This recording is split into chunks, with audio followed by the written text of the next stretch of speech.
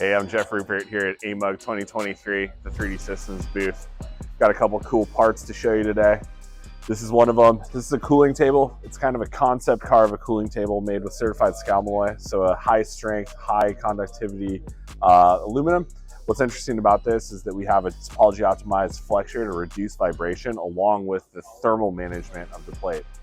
Super cool part, solves a lot of problems. Don't expect anybody would actually have this part in production, but there's a lot of really interesting concepts to think about with this one. Here's another grade 23 titanium part, large satellite bracket. So this type of applications used ubiquitously on telecommunication satellites to position the antenna while reducing weight, reducing vibration.